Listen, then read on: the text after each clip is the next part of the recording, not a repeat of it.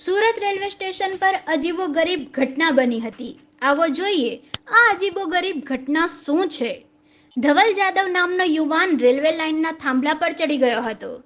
અત્યારે હાલ ઘણા એવા કિસ્સાઓ બન્યા છે કે લોકો નશામાં અથવા માનસિક રીતે તકલીફમાં હોય એવા લોકો થાંભલા પર ચડી જાય છે અથવા કોઈ પુલ પર ચડી જાય છે। તો ફાયરની ટીમ દ્વારા રાત્રે 2 વાગે પહોંચીને ધવલ પાસે પથ્થર પણ હતો જેથી મારી દેવાનો ડર હતો। 3 કલાક સુધી રેલ વ્યવહાર અટકાવતા ફાયર જવાન મુકેશ સૂર્યવંશી ઉપર ચડ્યો હતો। 2 વાર યુવાને ફાયર પર પથ્થર માર્યો હતો।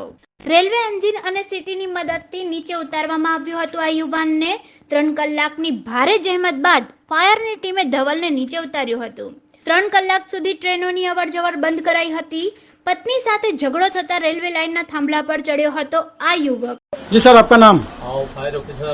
क्या हुआ, कौन सी एरिया में क्या हादसा हुआ? महेश पटेल, गाजी से फायर स्टेशन। हमको वो कंट्रोल में से मैसेज मिला था सूरत रेलवे के वो तंबे में एक आदमी ऊपर चढ़ गया है। तो हम लोग तुरंत आ गए और देखा तो वो एक आदमी ऊपर बैठ के उधर उधर जा रहा था। हमने उतारने की बहुत कोशिश की लेकिन कोई कामयाब नहीं हुई।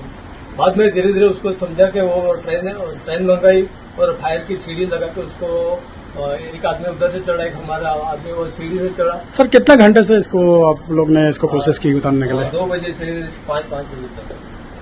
तो उतारने के तैयार नहीं था?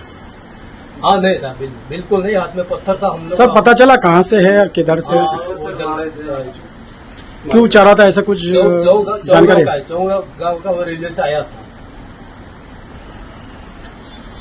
तो सर, उसकी जीआरपी के पुलिस को आपने हैंड ओवर कर दिया?